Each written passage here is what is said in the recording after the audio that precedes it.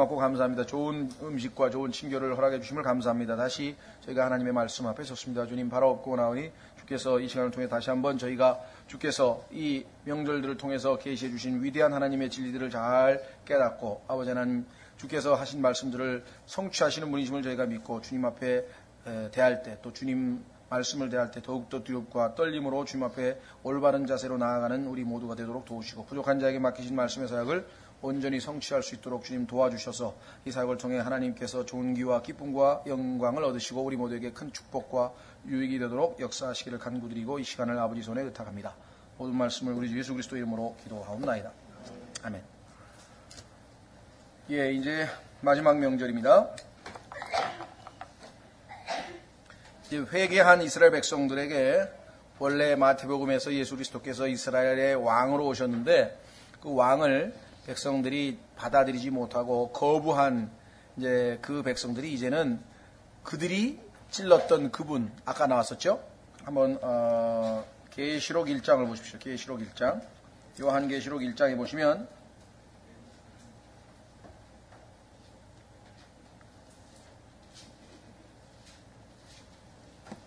7절. 요한계시록 7장에 보면 예수 그리스도의 재림의 모습에 보시면 아까 그들이 찔렀던 나를 볼 것이라는 얘기가 나오죠. 요한계시록 1장 7절 보라 그분께서 구름들과 함께 오시느니라 모든 눈이 그분을 보겠고 그분을 찌른 자들도 볼 것이요 땅의 모든 족속들이 그분으로 인하여 통곡하리니 참으로 그러하리로다. 아멘. 자, 그래서 예수 그리스도께서 이제 이 땅으로 직접 내려오시는 재림하시는 그날을 바로 우리가 장막절이라고 하는데 여러분도 아시다시피 이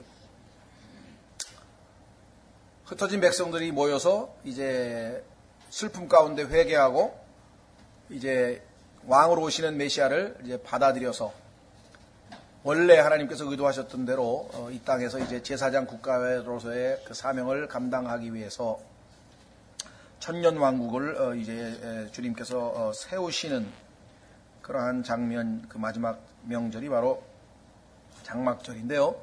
이 장막절이라고 하는 이 명절은 이 추수가 다 끝났다고 하는 그런 의미에서 이 추수와 관련지어서 이 수장절이라고 하는 한자말을 쓰는데 혹시 수장절이라고 하는 얘기를 들으면 추수의 명절이라 이런 뜻입니다. 한자로. 그래서 이것을 또 성경에는 없는 말이지만 그렇게 또 표현하는 분도 있습니다. 장막절, 그 다음에 수장절. 예수 그리스도께서 이 땅에 처음 오셨을 때 아주 예수님에 관련지어서 의미심장한 그런 표현이 하나 있는데요. 한번 확인해 보겠습니다. 요한복음 1장에 보시면 예수님께서 이 땅에 오셨을 때 말씀이 이렇게 됐습니다. 육신이 되사 너희 가운데 거하신다는 표현이 나오죠.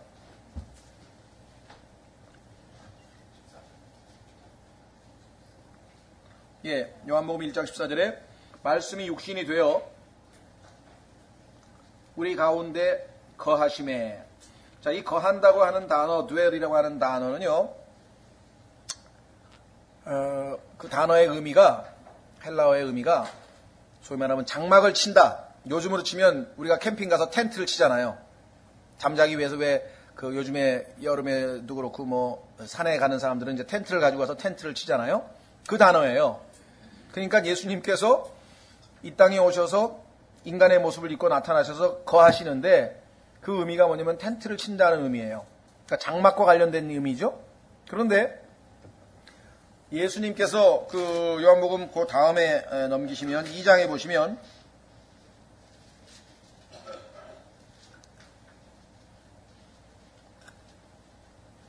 18절에 예수님께서 그 다음에 보시면 18절에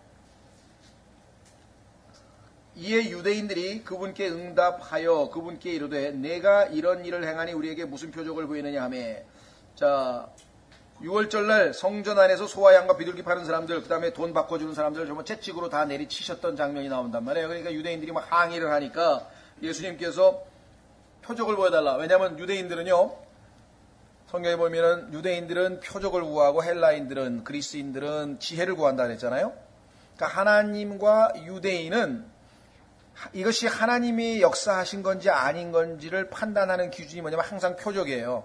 그러니까 유대인들은 그럴 권리가 있어요. 왜냐하면 하나님과 이스라엘 백성 사이에 처음에 그렇게 아예 시작을 했기 때문에.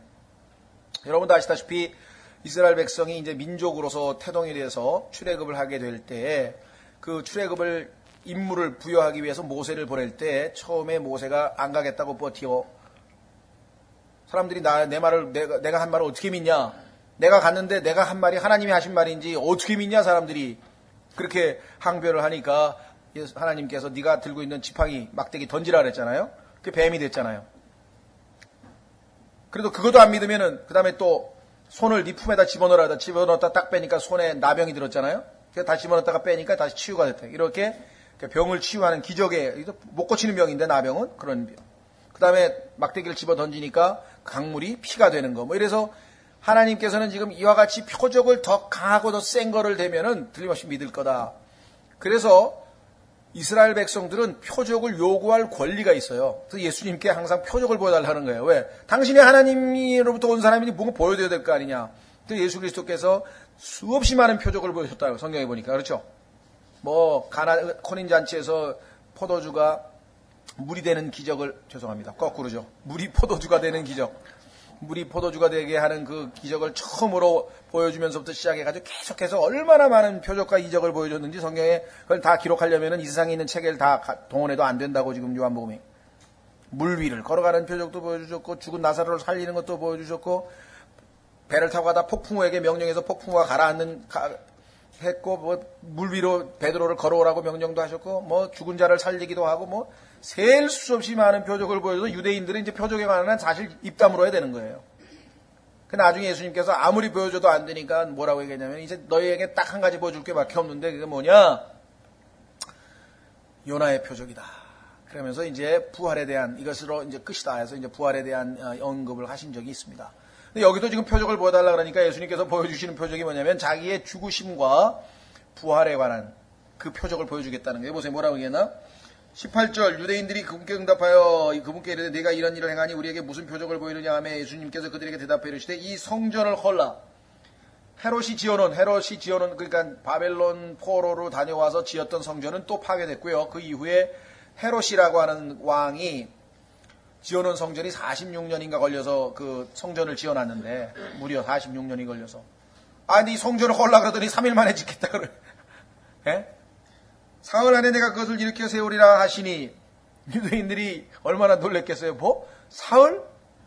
이 유대인들이 이르되 이 성전을 짓는데 여기 있네 46년이 걸렸거늘 내가 그것을 사흘 안에 세우겠느냐 하더라. 그러나 그분께서는 성전인 자기 몸을 가리켜 말씀하셨더라. 그러니까 예수님께서 자기 몸이 헐었잖아요. 십자가에서 헐렸잖아요. 그래서 부활했잖아요. 다시 세워졌잖아요. 3일 만에. 그러니까 여기 나왔죠. 제자들은 이 얘기가 무슨 얘기인지 나중에 부활하신 걸 보고 깨달았다고. 22절 그러므로 그분께서 죽은 자들로부터 일어나신 뒤에 그분의 제자들이 그분께서 자기들에게 이것을 말씀하셨음을 기억하고 성경 기록과 예수님께서 하신 말씀을 믿었더라. 그때 예수님이 하신 말씀이 자기가 십자가에서 죽으실 것 그리고 부활하실 것 예언한 걸 성전을 헐라 그러면 내가 사흘 안에 다시 짓겠다 그 말씀이었구나 하고 나중에 이제 깨달았다고 했죠. 자, 그러면 여러분도 아시다시피 이스라엘 백성들이 이동할 때에는 항상 장막을 가지고 이동하다가 가나안 땅에 들어가서는 이제 솔로몬에게 하나님께서 이제 이동하는 이동식 성전 말고 진짜 이제 아주 붙박이 성전을 지으라고 해가지고 솔로몬이 지었잖아요. 그렇죠? 그럼 예수님이 자기 몸이 성전이고 예수님께서 태어났는데 그게 텐트를 친 거고. 자, 그러면 장막절과 예수님과 뭔가 관련이 좀 있는 것 같은데. 자, 고린도 후서에 가면요. 여러분과 제가 지금 가지고 있는 우리는 이거를 몸이라 그러는데 몸은 맞아요. 그런데 하나님께서는 이것을 뭐냐면 집이래요. 집. 어떤 집이냐? 장막집. 우리 이 안에 내가 있어. 나의 혼이 있는데 그 혼이 거하는 집이야, 집. 그래서 이거를 장막집이에요. 그래서 이 장막집이 허물어지면 하나님께서 하늘에서 지어진 더 좋은 빌딩, 영적인 집으로 우리를 지어준다고 하면서 재림에 대한 소망을 가지라고 얘기했잖아요. 확인해 보겠습니다. 고린도 후서. 그러니까 예수님께서 자기 자신을 장막이라고 표현한 것은 하나도 성경적으로 이상할 게 없고 오히려 성경적으로 일관성 있게 가르쳐주고 있는 것이에요. 왜냐하면 우리 자신이 어떤 사람이 나를 봤다. 나를 본 게 아니지. 내 집만 봤지. 껍질만 봤지. 실제적으로 나는 내 안에 있잖아요. 내 혼은. 그렇죠? 자, 그래서 고린도후서 5장에 보시면 고린도후서 5장 1절 만일 땅에 있는 우리의 이 장막집이 해체되면 멋있죠 표현이? 다시 말하면 여러분과 제가 죽으면 이 말이에요. 여러분과 제가 죽으면 하나님의 건물 곧 손으로 지은 집이 아니요 하늘들에 있는 영원한 집이 우리에게 있는 줄 우리가 아느니라.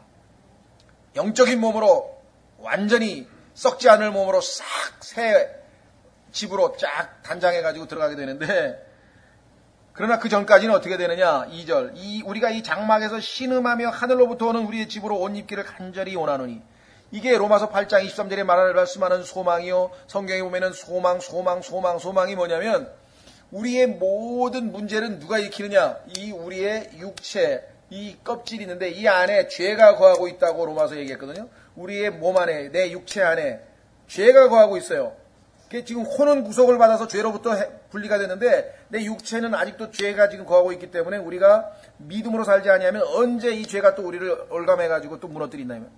그런데 이 죄가 있는 몸이 아니라 이거는 해체돼 버리고 파괴돼 버리고 완전히 영적인 새로운 몸으로 예수님이 부활하신 몸으로 우리가 받게 되면 얼마나 영광스럽게 되겠는가. 그래서 여기 나와 있죠. 우리의 집으로 옷 입기를 간절히 원하노니 우리는 죽어가지고 벌거벗고 혼만 올라가면 벌거벗은 거예요. 몸이 있어야 되잖아요. 우리가 옷 입고 있으면 벌거벗은 채 드러나지 아니하리라. 이 장막 안에 있는 우리가 짐을 진 채 신음하고 하는 것은 이 땅에서는요 신음하면서 살아요. 탄식하면서. 왜? 언제든지 이 육체가 우리로 하여금 죄를 짓게 하려고 우리 육신이 도사리고 있다가 영적으로 주님과 잘 나가다가 어느 날 보면 또 팍 속아가지고 또 죄를 짓고 또 죄를 짓고 그러니까 항상 신음할 수밖에 없어요. 다시 돌아와야 돼. 주여 회개하고 자백하고 다시 또 돌아오고. 그래서 크리스찬이 제일 많이 하는 게 뭐냐? 신음소리. 주여 또 실패했습니다. 주여 또 실패했습니다. 아니 너희들은 뭘 그렇게 잘못을 많이 했냐? 육체를 입고 있는 한 이게 반복이 되는 거예요. 예? 신음소리. 성령님이 우리 안에서 신음하고 우리도 신음하고 성경에 보니까 이 산하, 이 피조물 하나님께서 지으신 산 우리는 잘 안 들리죠? 산이 신음하는 소리 들립니까? 강이 신음하는 소리 들리고 공기가 신음하는 소리 들리고 성경에 보니까 하나님 다 듣고 계신다는 게 신음하고 있다는 거예요. 왜? 이 저주가 이 땅에 임해가지고 전부 다 죄악 때문에 이 공기도 타락하고 뭐 산도 다 망가지고 강물도 썩어가고 다 신음하고 있는데 어떤 시인이 그랬나 아나운서가 그랬나 하여간 대한민국의 산천은 신음하고 있다고 또 그렇게 시를 썼더라고요. 오염민이 돼서 그렇게 그렇게 된다 그 소리겠죠. 성경적으로 틀린 말은 아니네요. 자, 그래서 예수 그리스도의 초림, 다시 말하면 예수님의 탄생 시점이 뭐냐? 사람들은 12월 25일이라고 만들어냈어요. 왜 만들어냈느냐? 소위 말하면 콘스탄틴이라고 하는 사람이 300년 동안의 박해에도 불구하고 점점 복음이 더 흥왕해져가지고 점점 그리스도인들이 늘어나니까 어떤 그 정치적인 결단을 내린 거예요. 안 되겠다. 이들을 박해하기보다, 왜 박해하면 300년 동안 더 많이 늘어났으니까. 박해하기보다는 이들을 이용을 해가지고 아예 여러 개의 잡종 종교가 되어 있는 이 로마의 종교를 기독교로 아예 통일해버리면 통치하기도 편하고 모든 사람이 다 크리스찬이니까. 그래서 그는 그러한 어떤 이 정치적인 목적으로 결단을 내리게 돼서 기독교를 박해하던 것을 공인을 하게 되고 나중에는 공인이 아니라 아예 국가의 종교로 만들어버렸어요. 그럴 때에 보니까 주피터, 그 다음에 이 바쿠스 무슨 해가지고 온갖 명절들이 많잖아요. 소위 말하면 그리스 신화에 보면 축제들이 많잖아요. 명절들이 많은데 왜 도대체 기독교에는 명절이 하나도 없냐 이게 명절이. 그리스도인들은 주일날이 매주가 명절이거든요. 누룩 없는 명절을 지키자고 고린도전서 5장 7절에 얘기했잖아요. 그러니까 예수 그리스도께서 부활하신 날이 우리는 매주 명절이기 때문에 그리스도인들은 매주 모이니까 이교도들은 개인적으로 제사 지내러 가고 그런 사람이 있지만 보통 두어 달에 한 번씩 있다가 크게 술판 벌이고 춤추고 땡가리 두르기고 이런 식으로 하면서 명절 지키잖아요. 근데 그리스도인들은 그런 게 전혀 필요가 없기 때문에 매주 명절을 지켰는데 이 정치적 목적에 의해서 누구든지 물속에 들어갔다가 침례받고 나오고 그 사람들은 누구든지 기독교인의 명부로 다 올려주고 그 다음에 은화 20개 주고 그 다음에 옷 비단옷 한 번씩 다 주고 그래서 황제가 아예 그냥 예수 믿는 사람들을 유도한 거죠. 그 다음에 일요일날 놀게 해주고 그러니까 뭐 이건 뭐 그냥 형식적으로 가서 그냥 그것만 하면 뭐 공짜로 다 그렇게 혜택을 보는데 안 할 리가 없다 이게. 그래도 수없이 많은 사람이 다 했거든. 근데 나중에 들려오는 소리가 뭐냐면 우리는 명절 때 술도 마시고 그냥 한판 그냥 속된 말로 막 질펀하게 한번 놀아야 되는데 왜 이게 없냐 이게야. 기독교에는 왜 그게 없냐. 그래서 이제 정치적인 목적으로 고민을 하던 끝에 어떻게 하면 이 사람들을 달랠 수 있는가. 자, 그러면은 예수 그리스도를 소위 말하면 축일 탄생일을 하나 만들어야 되겠는데 어느 때가 제일 좋겠는가. 성경에 보니까 예수님은 말라기에 보니까 의의 태양이라 그랬다 이게. 그러면은 태양신을 섬기는 이교도들의 명절을 보니까 동지 근처에 12월 22일이 동지인데 그때 근처에서 12월 25일을 태양신 섬기는 이교도들이 그날을 소위 말하는 명절로 축일을 가지고 있단 말이에요. 그래서 그 비슷한 날짜 12월 25일에 너희가 의의 태양이라고 모시는 예수가 탄생한 날을 정하자. 그렇게 해서 12월 25일을 정해서 크리스마스를 만들어주고 그 다음에 이 사람들은 또 탐무스를 갖다가 성경에 보면 이제 그 구약시대에 님노시라고 하는 사람이 창세기 11장에 등장하죠. 그래서 바빌론 제국을 세웠다가 그가 나중에 이제 죽게 됐는데 그 죽은 그 님노시 환생했다고 거짓말로 속이고 그 부인인 님노스의 부인인 세미라미스라고 하는 여인이 자기의 아들이 자기 남편이 환생해서 돌아왔다 부활해서 돌아왔다고 사람들을 속이고 그 아들과 혼인을 했는데 그게 탐무스라고 하는 자예요. 그런데 그것이 구약시대의 유대인들에게도 우상숭배의 대상이 됐었던 탐무스를 향해서 경배하는 장면이 구약시대의 에레미야서라든가 이런 데 나옵니다. 그리고 하늘의 여왕, 메리, 하늘의 여왕에게 경배하는 장면도 나오고 이런 모든 이제 그런 과거의 역사를 봤을 때 소위 말하면 그 림롯의 부활을 기념하는 그날 그 다음에 또 농사를 짓는 사람들이 겨울에 농토가 다 얼었다가 이제 땅이 풀리면서 다시 이제 새롭게 농사를 짓는 그 시기, 그걸 부활로 본 거죠. 그래서 너희 믿는 예수 그리스도가 부활했다고 하니까 그럼 그 부활절도 하나 만들자. 그래 이제 그 부활절도 하나 이스터라고 하는 건 이슈타르라고 하는 성경에 보면은 우상 여신이에요. 여신의 이름이에요. 그러니까 이스터라고 하는 부활절이라고 하는 영어 단어는 여자 신의 이름을 따서 나온 거예요. 그렇게 해서 부활절도 만들어주고, 그 다음에 또 나중에 좀 있다가 뭐 무슨 축일이 필요하다, 뭐 성 요한의 축제다가, 그 다음에, 그러니까 이교도들이 가지고 있는 명절의 개수만큼 자꾸만 여러 개를 만들어줬어요. 그래야 이제 뭐랄까, 이 사람들을 무마시킬 수 있기 때문에. 그래서 12월 25일은 뭐, 웬만한 사람이면 그것이 예수님의 탄생일이 아니라는 걸 다 알고 있습니다. 그런데, 그러면은 진짜 탄생일은 어디겠느냐? 언제쯤이겠느냐? 성경으로 봤을 때에는 예수 그리스도의 초림 때에 여기 나와 있는 걸 지금 태버네클 장막을 치신다 그랬잖아요. 그렇죠? 그러니까 지금 장막절이고 예수 그리스도의 재림날이 또 장막절이에요. 초림과 재림이다. 예수 그리스도께서 이 땅에 뭐예요? 하나님의 성전 되시는 예수 그리스도께서 이 땅에 인간의 모습을 입고 오신 것이에요. 초림, 재림 다 그래서 교리적으로 봤을 때 엄격한 의미에서 봤을 때 예수님의 초림도 장막절일 가능성이 제일 높고 뭐 단정 100% 단정 질 수는 없지만 성경적으로 봤을 때 재림은 분명하게 예수님의 그 장막절이 분명하고 자 그래서 우리는 예수 그리스도의 그 탄생과 관련지어서 살펴봤고요. 자 그래서 이제 장막절은 어떤 절인가 한번 그 레위기를 통해서 한번 확인을 해본 다음에 유대인들에게는 어떤 의미가 있었는지 보고 그 다음에 예언적인 것을 좀 살펴보겠습니다. 자 33절에 주께서 모세에게 말씀해 이르시되 이스라엘 자손에게 말하 이르되 이 일곱째 달의 15일은 이래 동안 주를 위한 장막절이 되리라. 자 여기 보시면 일곱이라고 하는 소리가 계속 반복되는데요. 아까 말씀드린 것처럼 나팔절도 7월 1일이었죠. 일곱째 달. 그 다음에 7월 10일 속죄일, 7월 15일 장막절. 그래서 세 번에 걸친 이스라엘을 위한 명절이 7월 달에 몰려있는 것은 의미심장합니다. 왜냐하면 성경에서 일곱이라고 하는 숫자는 완성의 숫자잖아요. 그렇죠? 모든 것이 완성되는 거예요. 이제 메시아가 오는 거죠. 완성되잖아요. 자, 그 다음에 모든 것이 만족된다는 뜻이 있어요. 모든 것이 만족되죠. 하나님의 뜻이 이제 완전히 성취되는 거니까. 그 다음에 7이라고 하는 숫자는 동사로 쓰이면 맹세하다는 뜻이에요. 그러니까 성경에 보면 하나님께서 갑자기 내가 지금부터 이 일은 7으로 하겠다 그러면 그게 하나님이 맹세하신다는 뜻이에요. 완성시킨다, 맹세한다. 그러다 보니까 마지막 모든 것이 완성되는 그 날이 7월 달에 들어있다라고 하는 것은 성경적으로 봤을 때 어쩌면 너무나 당연한 결과이겠습니다. 자, 그래서 34절 이스라엘 자손에게 말하 이르라 이 7째 달의 15일은 이래 동안 주를 위한 장막절이 되리라. 첫째 날에는 거룩한 집회가 있을지니 너희는 그날에 아무 노동도 하지 말라. 너희는 이래 동안 불로 예비하는 헌물을 주께 드릴 것이요 8째 날도 너희에게 거룩한 집회가 되리라. 너희는 불로 예비하는 헌물을 주께 드릴지니 그날은 엄숙한 집회니라.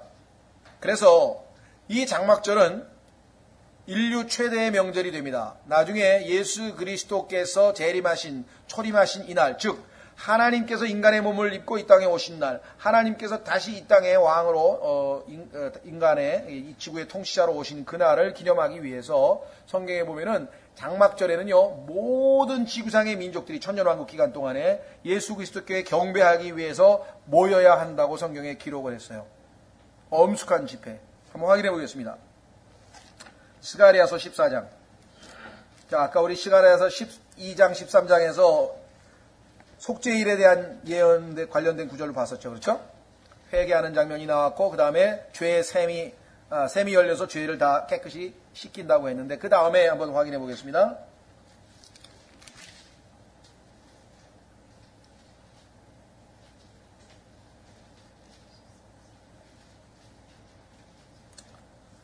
여기 보시면 예수 그리스도께서 재림하셔서 예수 그리스도를 대항하는 이방인들에 대한 심판 얘기가 굉장히 많이 나와요. 그건 적그리스도가 세웠던 그 왕국이죠. 예수 그리스도를 대적해서 뭐 아마겟돈이라고 하는 곳에서 전쟁도 있게 되고, 그다음에 이방 민족들 쫙 모아놓고 여호사밧 골짜기에서 영광의 심판, 예수님께서 양과 염소로 그 이방 민족들을 나누어서 심판하시는 장면, 이런 것들이 이제 성경에 나오는데, 여기서는 지금 이스라엘과 관련지어서 한번 보겠습니다.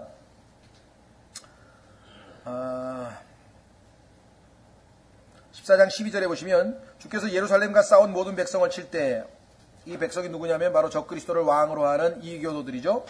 내리실 재앙이 이러하니 곧 그들이 발로 섰을 때 그들의 살이 썩어 없어지고 그들의 눈이 그들의 눈구멍 속에서 썩어 없어지며 그들의 혀가 그들의 입 속에서 썩어 없어질 것이요. 이 구절을 딱 보면은 야, 이거 히로시마에서 원폭 내릴 때하고 똑같네. 그렇습니다.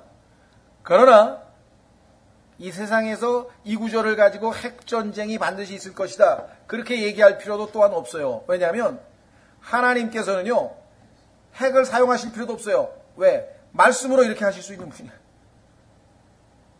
그렇잖아요. 뭐 하나님께서 인간에게 뭐 핵무기를 사용하고 그러실 필요가 뭐가 있어요? 예수님은 그냥 말씀으로 불못에 던지고 말씀으로 모든 일을 하는 거기 때문에 예수님의 그 입에서 나오는 불이라 그랬죠. 계시록에 보면 예수님의 입에서 불같은 말씀이, 칼이 나온다 그랬잖아요. 말씀의 칼이. 그러니까 이 구절이 핵전쟁이 핵폭탄이 터졌을 때 일어났던 현상과 똑같은 현상이기는 하나, 예수님은 어쩌면 핵무기를 사용할 필요도 없이 그저 말씀으로 이렇게 해버리실 수 있는 권능을 가지신 분이라고 생각한다면, 뭐 이걸 가지고 물론 이 구절과 그 다음에 성경의 다른 구절들을 통해서 핵 전문가들이 뭐 이 땅에 핵전쟁은 반드시 있다, 뭐 이런 얘기들을 뭐 예언적으로 했다고 하지만, 뭐 핵전쟁일 수도 있고요. 저희가 거기에 깊이 저기 하진 않고. 자, 그 다음에 또 그날에 주께서 그들 가운데 큰 소동을 내리심으로 그들이 각각 자기 이웃의 손을 붙잡으며 각 사람의 손이 일어나 자기 이웃의 손을 치리라. 유다도 예루살렘에서 싸우며 사방에 있는 모든 이교도들의 재산 곧 금과 은과 의복이 힘이 풍성하게 함께 거두어질 것이요. 자, 적그리스도가 일으켜놓은 어떻게 보면은 인류의 최고의 문명, 지금 이제 우리가 IT, 그다음에 뭐 NT, 그래서 지금 굉장히 어떻게 보면은 급속도로 문명이 발전하죠. 그러니까 적그리스도가 이 땅에서 이제 아마 다스리는 시대에는 상당히 아마 고도의 문명이 발전되고 어떤 물질적인 풍요가 있게 될 터인데, 그런데 그것은 하나님께서 다 열심히 만들어 놓으라고 나중에 누구 줄 건가? 이스라엘 백성 줄 거라고 성경에 써놨어요.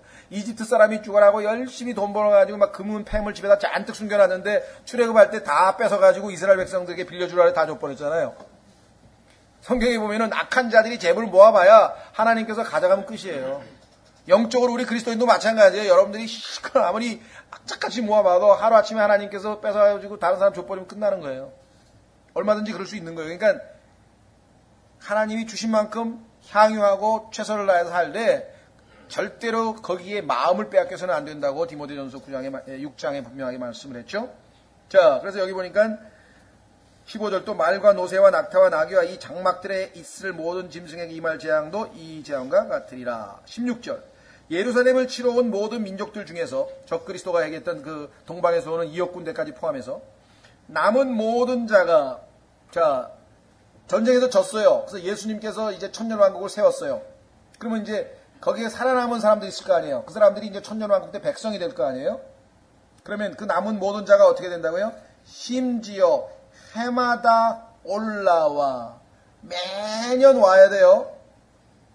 여러분 옛날에 전쟁을 해가지고 어느 나라가 지면 그 이긴 나라한테 해마다 조공 바치러 가는 거 여러분 아시죠?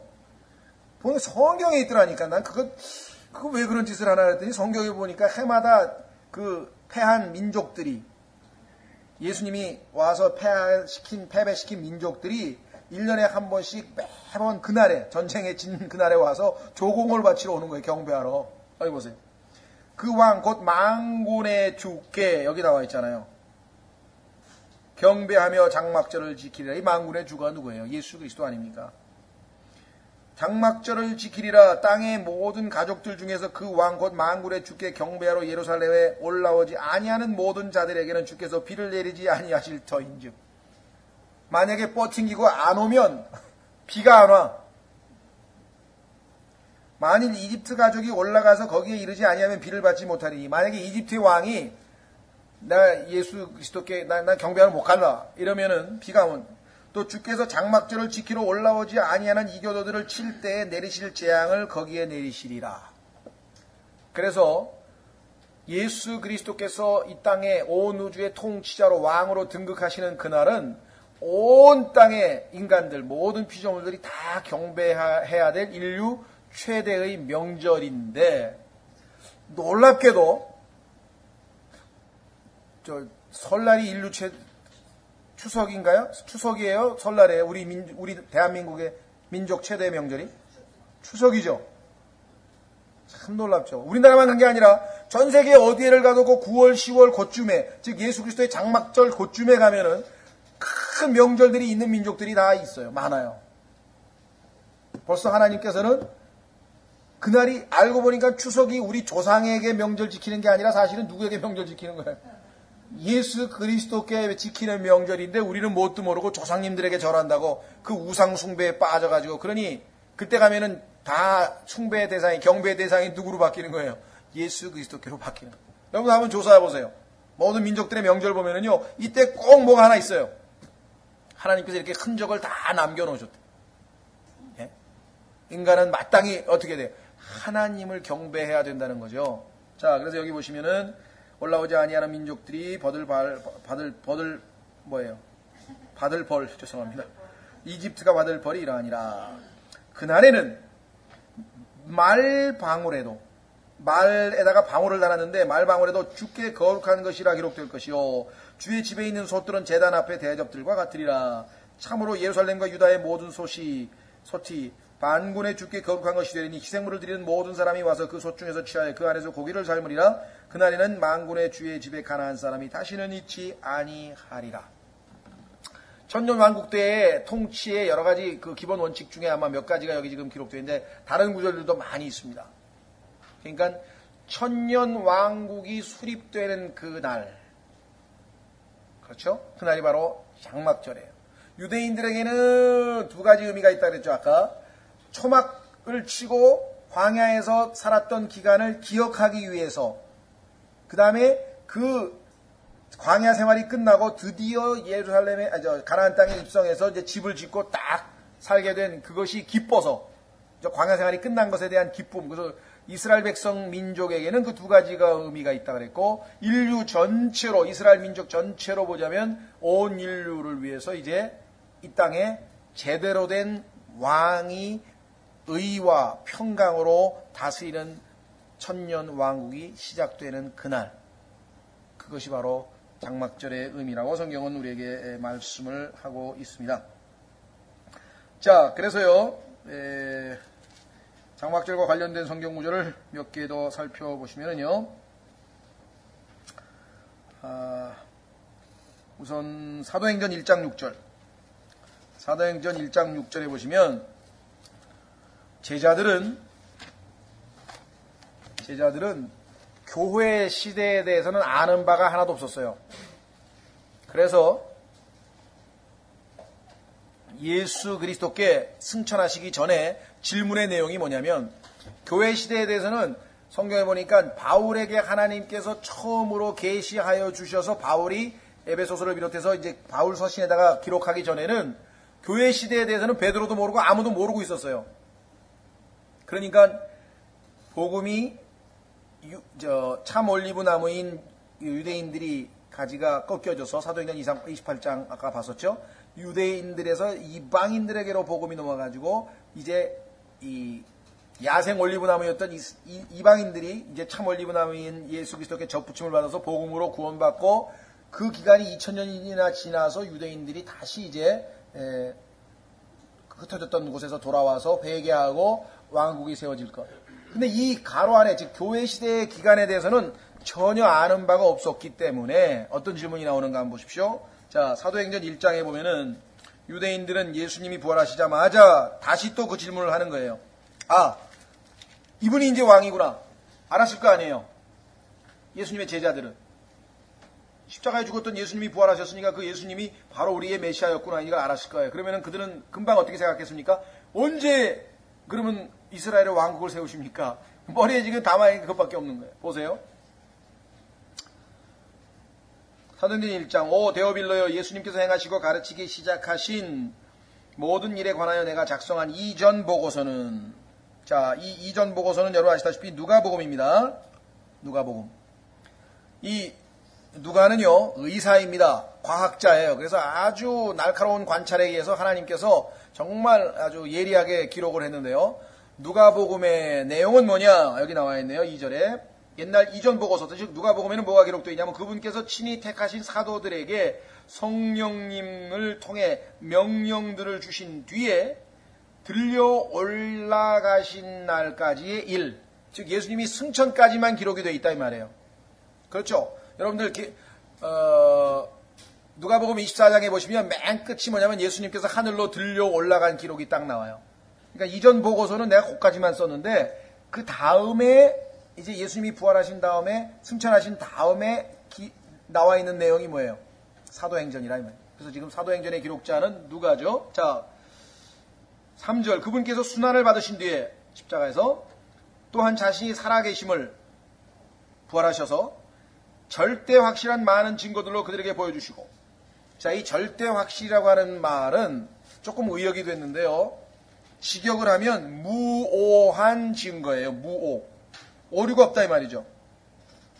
영어로는 이게 infallible이란 말을 썼는데, 아마 무오란 말을 쓰지 않은 이유는 이 카톨릭에서 사용하는 용어입니다. 이게 교황무오류설이라고 하는 교리가 있어요. 그러니까 교황은 오류가 없다는 거예요. 뭘 해도 다 옳다는 거예요. 뭐든지 다. 그래서 그게 1870년에 아주 이 카톨릭 내부에서의 엄청난 반대에도 불구하고 이게 교리로 채택이 돼서 지금 현재까지도 교황 무오류설, 그 교황은 틀린 게 없는 거예요. 다 맞는다는 거예요. 그래서 아마 이 성경 번역자가 이 무오라고 하는 말이 아마 거리껴서 절대 확실이라고 쓰는데, 왜냐하면 다른 성경에서는 certain 해서 그냥 확실한이라고 돼 있어요. 자, 확실한 거하고 무오한 거하고는 차이가 나겠죠. 무오하다는 얘기는 100% 확실하다는 얘기고, 확실하다는 얘기는 95%만 모르죠, 그거는. 그래서 성경을 킹제임 성경에서만 이 무오하다고 하는 단어를 썼고, 나머지는 전부 다 certain, 확실하다고 다 고쳐놨어요. 확실한 증거. 그런데 나중에 알고 보니까 아닌 경우도 얼마든지 나올 수 있는 거죠. 성경을 뜯어고치면 부활은 100% 확실한 겁니다. 무오, 오류가 없는 증거라고 성경은 기록해놔요. 자, 자, 그들에게 보여주시고 40일 동안 그들에게 보이시며 부활하신 후에 40일 동안 계셨습니다. 자, 그 다음에 열흘간 기다렸나 보군요. 그렇죠? 부활하신 후에 50일째 성령 강림했으니까 오순절.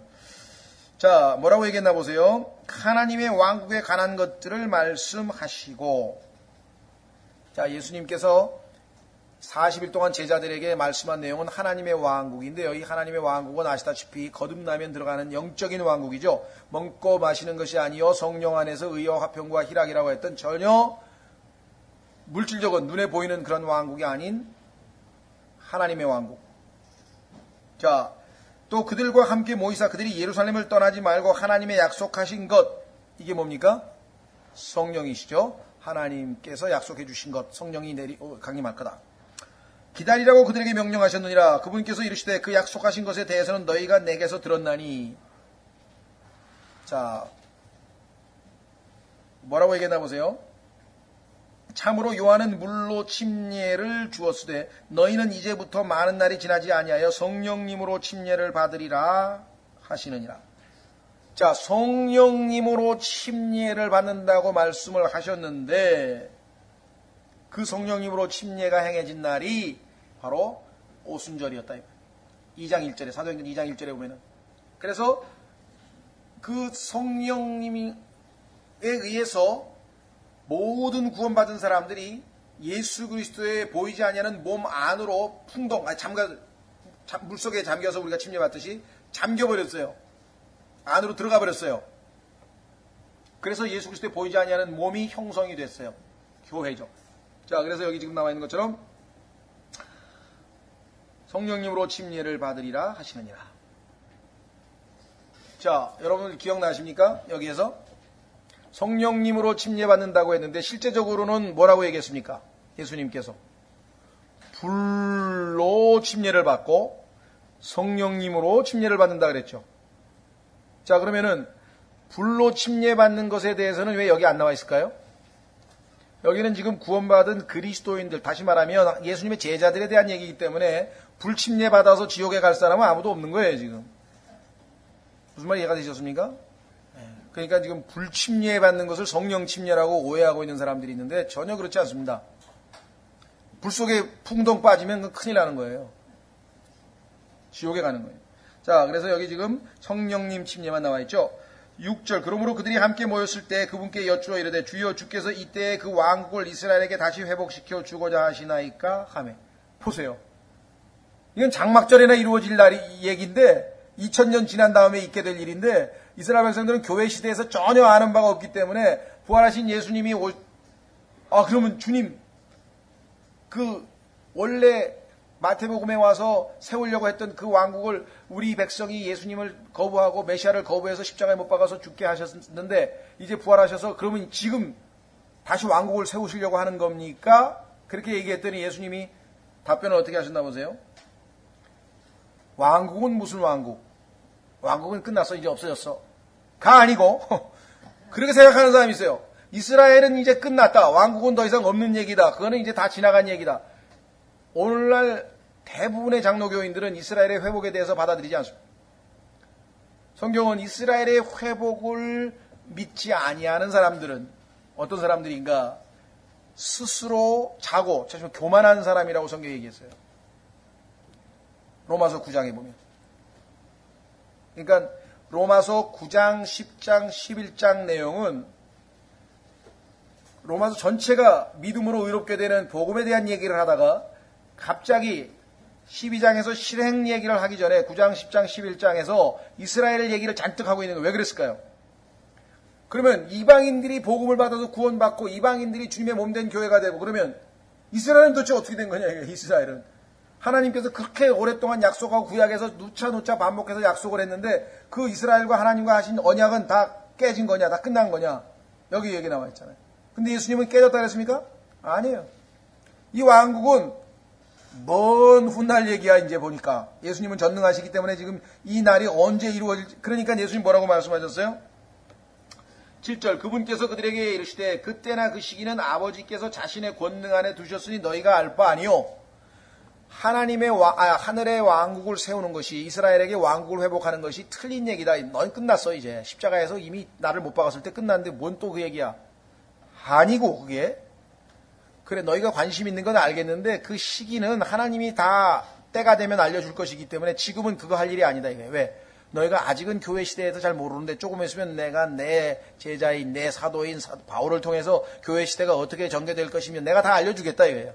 그러니까 지금은 얘기해도 못 알아들으니까 어떻게 하면 되느냐? 8절 오직 성령님께서 너희에게 임하신 후에 너희가 권능을 받고 성령을 받은 사람 구원받은 사람 전부 다 권능을 받았죠. 예루살렘과 온 유대와 사마리아에서 또 땅의 맨 끝 지역까지 이르러 나를 위한 증인이 되리라 하시니라. 너희는 이제 이방인들에게 전 세계 그렇죠? 예루살렘, 유대, 사마리아 땅 끝까지 증인 노릇만 하면 된다. 사도들에게 부탁한 말씀이 그것이었죠. 자, 그래서 여기 지금 왕국을 세운다고 하는 것 자체가 전혀 잘못된 것은 아닙니다. 다만 2000년간 연기되어져 버린 것 뿐이겠죠. 그렇죠? 자, 계시록 죄송합니다. 아까 봤던 사도행전 15장. 사도행전 15장에 가면은 이제 이스라엘이 회복이 되는 장면이 나오죠.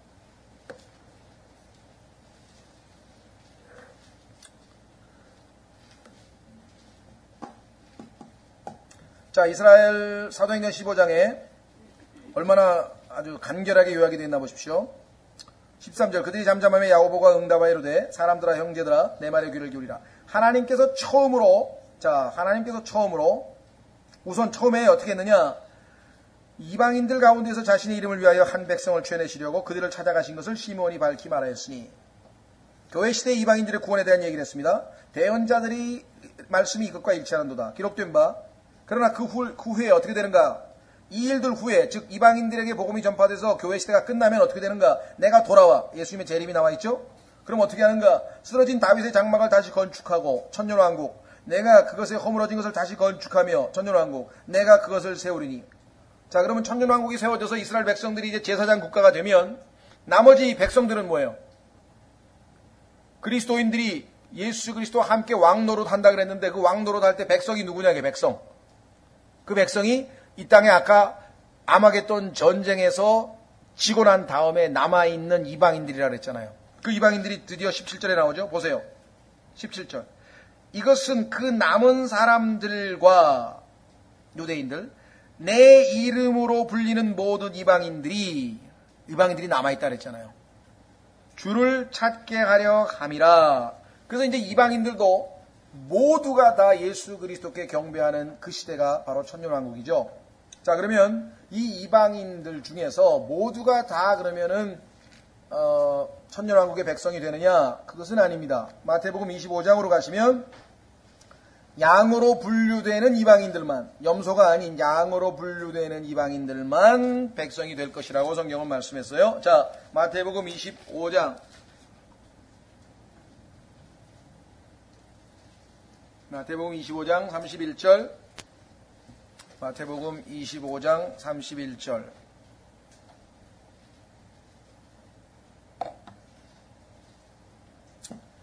사람의 아들이 자기의 영광 중에 모든 거룩한 천사와 함께 올 때에, 자, 이 천사가 누군가?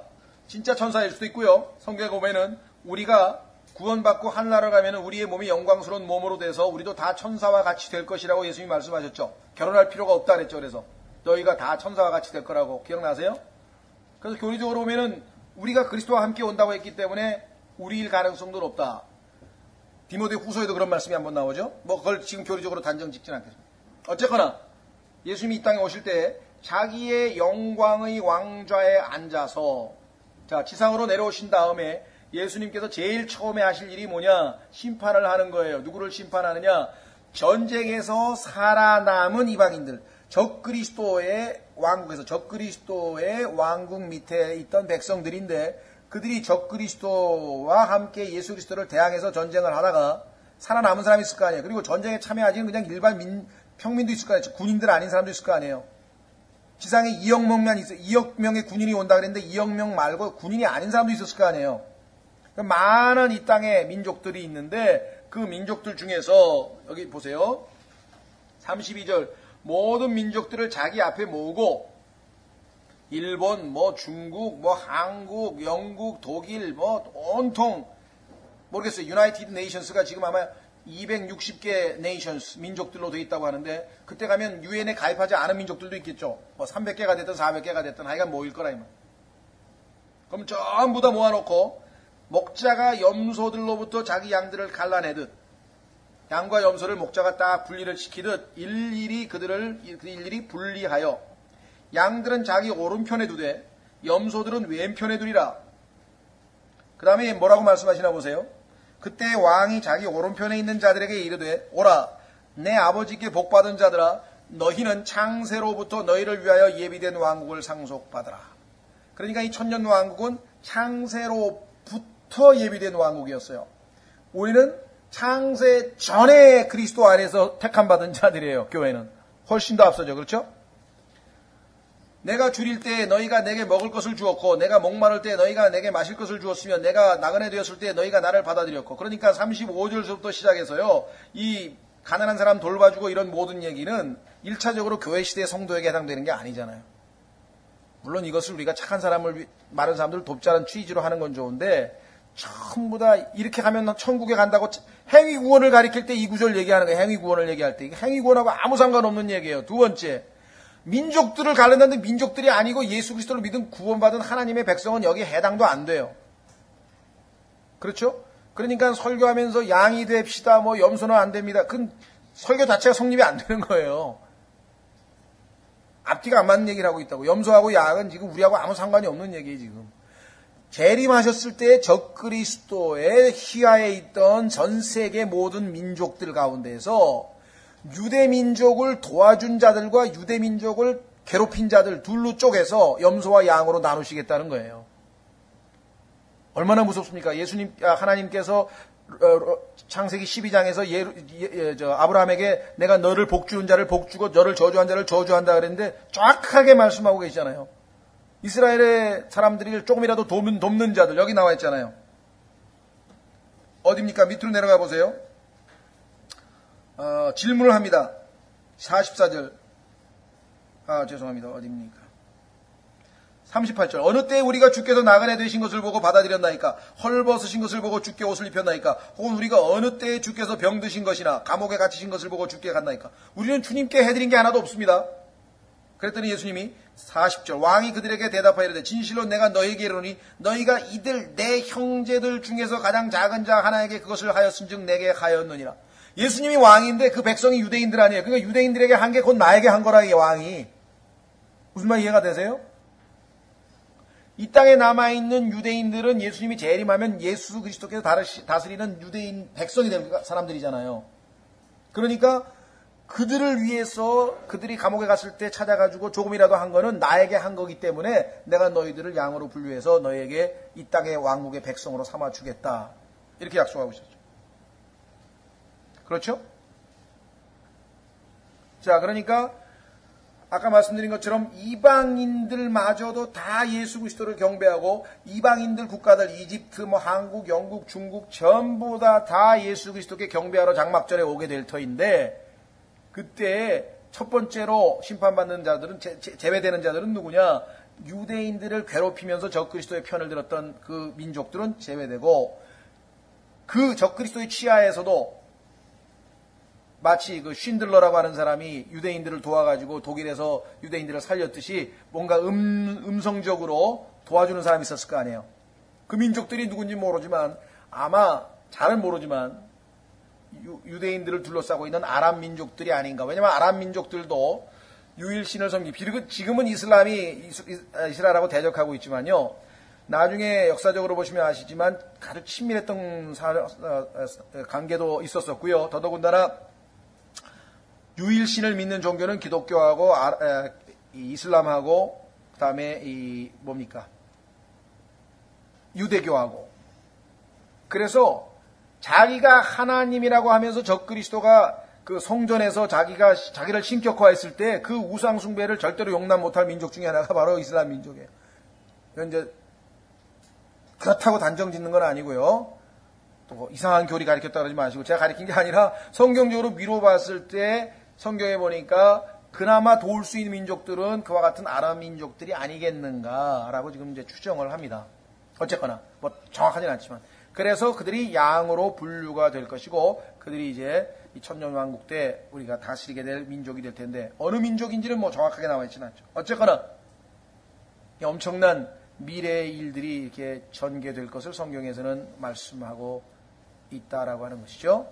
자, 그래서 이제 드디어 예수 그리스도께서는 이 땅을 완전하게 이제 체계화시킵니다. 그런데 그 체계화시키는 장면이 어디 나오냐면요, 신명기 32장. 지금부터는 뭐 장막절 얘기가 아니라 장막절로 비롯해서 천년왕국이 수립이 되어지고 그 천년왕국에서 이루어질 여러 가지 내용들을 지금 조금 보완해서 마무리 지으려고 하는 내용인데요. 여기에 대해서는 뭐 여러분들 종말론 특강에 보면 아주 뭐 자세하게 성경 구절을 찾아가면서 우리가 잘 공부했기 때문에 더 참조를 하시고, 이제 이 장막절로 해서 절기를, 명절을 마무리 지으면서 끝으로 한 구절만 찾아보려고 합니다. 신명기 32장에 보시면,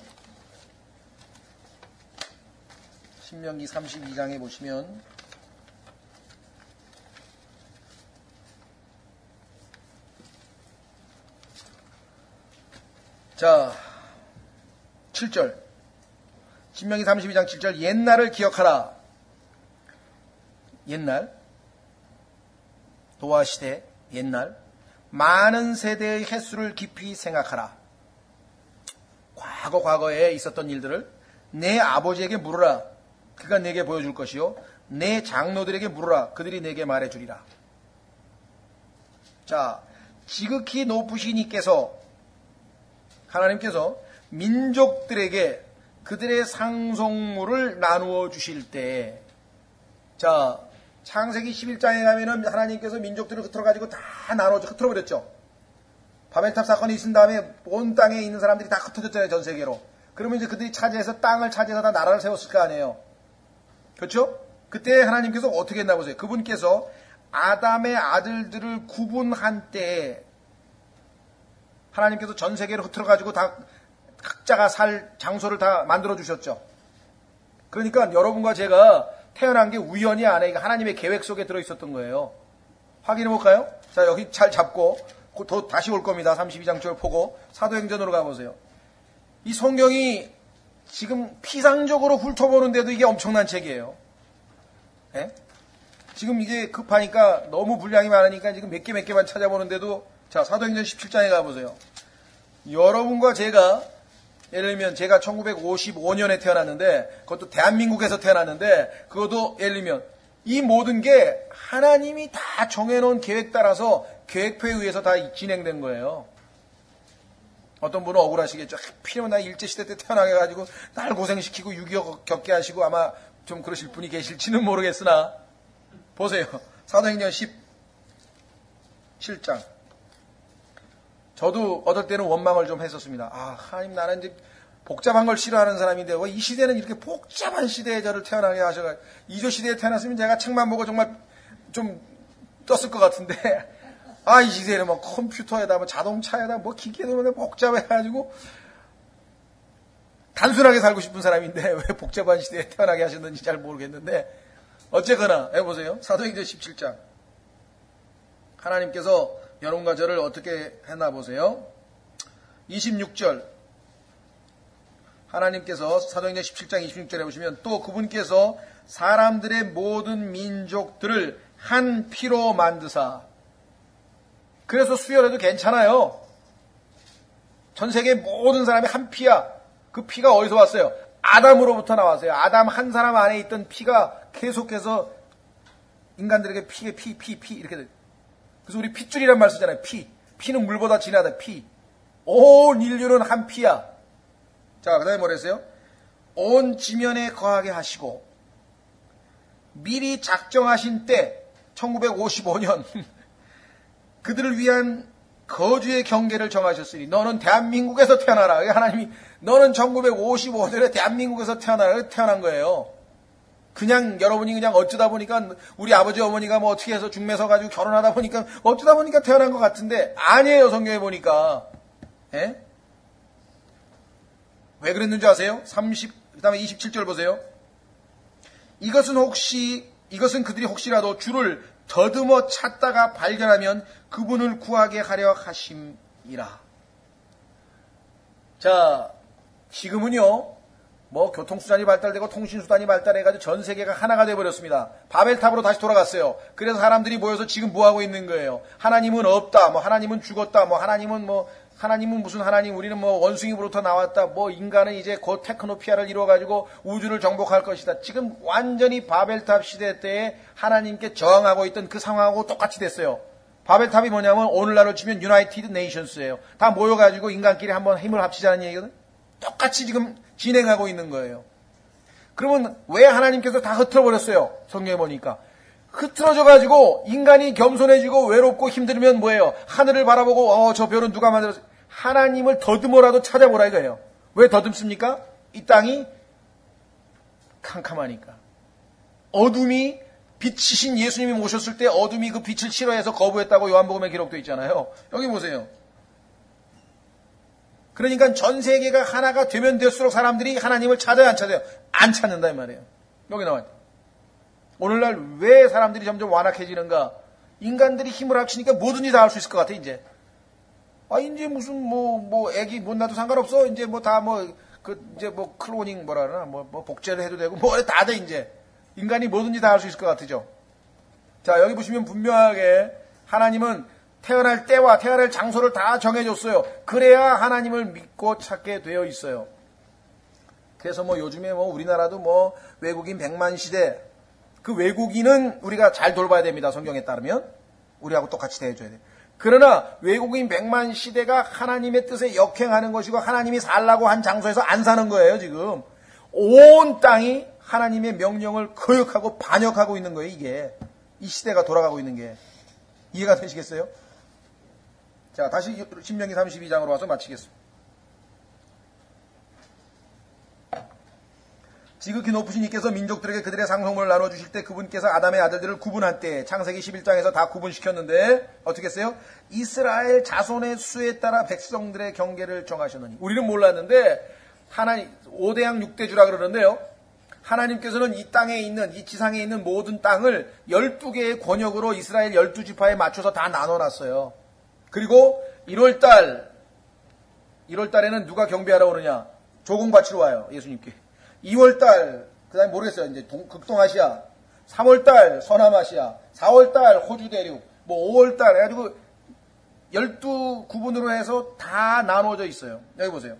이스라엘 자손의 수에 따라 백성들의 경계를 정하셨는 이는 주의 몫이 자신의 백성이기 때문이라. 그래서 이스라엘 지파마다 다 제사장 국가로서 예를 들면 동남아시아의 지파, 그러면 이사갈 지파. 그렇죠? 그 다음에 아메리카 대륙의 담당자, 그러면 무슨 아셀 지파. 하나님 다 정해놓은 거예요. 예?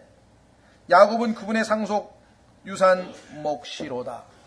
그러면은 이 땅에 천년왕국 때의 정치 구도를 우리가 살펴볼 수 있어요. 이스라엘이 딱 있고 그 이스라엘의 12지파 중에서 12개의 권역으로 전 세계가 나눠져서 모든, 그러니까 시스테매틱하게 딱 해서 절 꼭대기에 으뜸 모퉁이 돌이 되신 예수 그리스도께서 명령이 딱 내려가면은 12지파의 리더들이 쫙 와가지고 쫙 되고 12개 권역으로 쫙 나가고 1월달에 경배하러 오고 2월달에 경배하러 오고 그 다음에 뭐예요? 장막절에는 12지파가 12개 권역에서 전부 다 왕들이 경배하러 오고.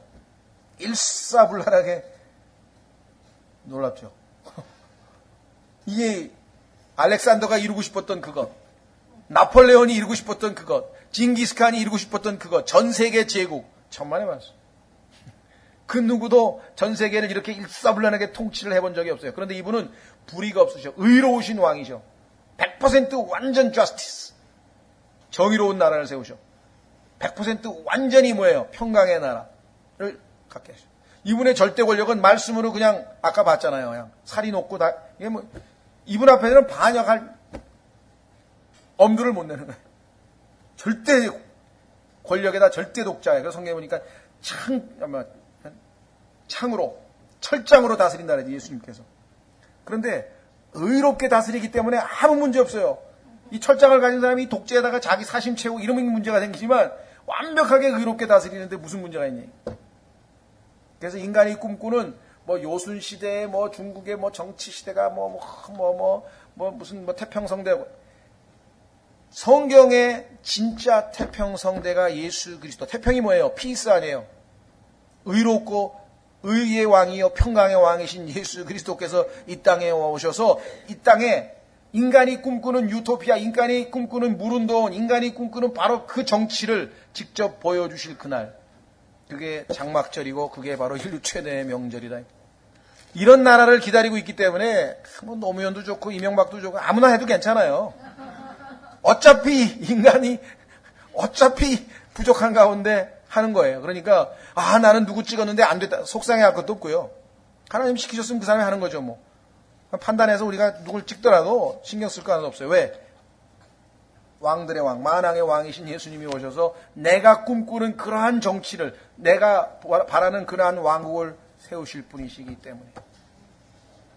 놀라운 사실은 몇 곡을 다스릴지 모르지만 여러분과 제가 거기에 함께 다스리는 왕으로, 이건 정말 전율을 할 사건이라는 거예요. 예? 지금 내가 내 자신을 바라보면 그게 불가능한 것 같은데 하나님은 나를 그렇게까지 만드시겠다는 거예요. 왕으로 만드시겠다는 거예요. 아니, 만드신 게 아니라 이미 임명을 해놓고 왕이 되도록 지금 이 왕세자를 지금 교육을 시키고 있는 거예요. 뭐로? 말씀으로. 매주 모여서 읽고 또 공부하고 읽고 또 공부. 나중에 이걸로 다스리는 거예요. 성경에 보면. 여러분들이 이거 지금 공부 안 하면 어차피 나중에 다 공부하게 돼 있어요. 이거 가지고 다스리는 거예요. 이거 가지고. 네, 사실 남들 보면 이 사람은 뭐 미쳤나 무슨 얘기를 하나. 이게 성경에 하나님께서 우리에게 약속하신 게 이게 엄청난 얘기입니다. 그렇기 때문에 그리스도인들은 앞으로 펼쳐질 미래를 바라보면 지금 이 땅에서의 고난은 아무것도 아니에요. 예, 그렇습니다. 오늘 제가 흥분하는 테마가 나와가지고 좀 흥분을 했는데 사실 이런 거 조금 힘들다가도 이런 책에 관해서 조금만 딱 성경 몇 구절만 읽으면요 금방에. 예. 이제 나머지 이제 그 24, 25 다음 주가 아니에요. 다음 주, 죄송합니다. 다음 주에 쉽니다. 수련회 가기 때문에 다음 주에 쉬고요. 11일 날 24, 25장, 그 다음에 18일 날 26, 27 해가지고 레위기를 마무리 짓고요. 아마 25일 날 한 주 쉬던가 아니면 그날 라영재님 그 안수 예배를 하던가, 만약에 토요일 날 하게 되면 9월 1일 날은 아시다시피